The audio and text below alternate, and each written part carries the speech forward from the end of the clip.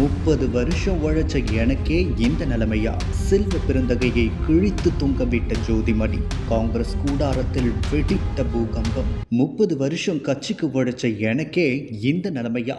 இது ஒரு சாதாரண தொண்டனின் குமுறல் அல்ல, ஒரு நாடாளுமன்ற உறுப்பினரின் நேரடி வாக்குமூலம். தமிழக காங்கிரஸ் கட்சிக்குள் இப்போது நடப்பது அரசியலா அல்லது சீட் வியாபாரமா?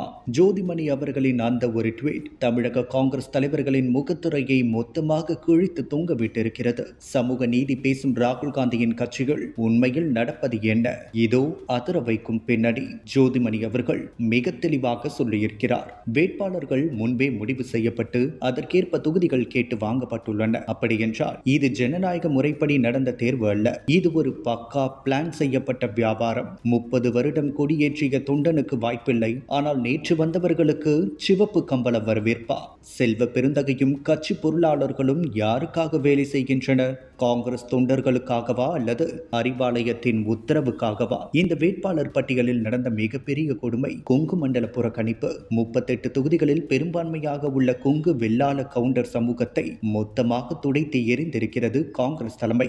அது மட்டுமா, விளிம்பு நிலை மக்களான அருந்ததியர் சமூகத்திற்கு ஒரு சீட் கூட ஒதுக்காமல் அவர்களின் அரசியல் அடையாளத்தையே காங்கிரஸ் அழித்திருக்கிறது. ராகுல் காந்தி கடைக்கோடி மனிதன் பற்றி பேசுகிறார், ஆனால் இங்கே செல்வ பெருந்தகையோ கடைக்கோடி மனிதனை கை கழுவி விட்டார். இதுதான் இவர்களின் சமூக நீதியா? முதலாக மிகவும் அநியாயமாக உணர்கிறேன். 30 வருடம் ரத்தம் சிந்தி உழைத்த ஒரு பெண் தலைவரையே அந்நியமாக உணர வைத்த பெருமை செல்வ பெருந்தகையே சாரும். ராகுல் காந்தியின் கொள்கைகளுக்கு நேர் எதிராக இங்கே தமிழகத்தில் தன்னிச்சையான சர்வாதிகார போக்கு நிலவுகிறது. ராகுலை விட ஸ்டாலின் பெயருக்கு முக்கியத்துவம் கொடுக்கும் தலைவர்கள் இருக்கும் வரை காங்கிரஸ் கட்சி திமுகவின் ஒரு பி டீமாகத்தான் இருக்கும் என்பதற்கு இதுவே சாட்சி. பெண்களுக்கு அதிகாரம் என்று மேடைக்கு மேடை முழங்கும் காங்கிரஸ் 28 தொகுதிகளில் வெறும் 2 பெண்களுக்கு மட்டும் வாய்ப்பளித்திருப்பது எவ்வளவு பெரிய கண்துடைப்பு! இது ராகுல் காந்தியின் அரசியல் நிலைப்பாட்டிற்கு செய்த பச்சை துரோகம் இல்லையா? பதவி ஆசையில் கட்சியின் எதிர்காலத்தையே அடகு வைத்து விட்டார்கள் இந்த தலைவர்கள். வாக்குப்பதிவு முடிந்த பிறகு விரிவாக பேசுகிறேன் என்று ஜோதிமணி போட்டிருக்கும் அந்த செக் தான் இப்போது சத்தியமூர்த்தி பவனை ஆட்டி படைக்கிறது. தேர்தல் முடியட்டும், காங்கிரசின் உண்மையான சாயம் வெளுக்க போகிறது. சொந்த தொண்டர்களின் உணர்வுகளை மதிக்காத ஒரு குறிப்பிட்ட சமூகத்தை புறக்கணிக்கும் இந்த தலைமைக்கு மக்கள் தகுந்த பாடம் புகட்டுவார்களா?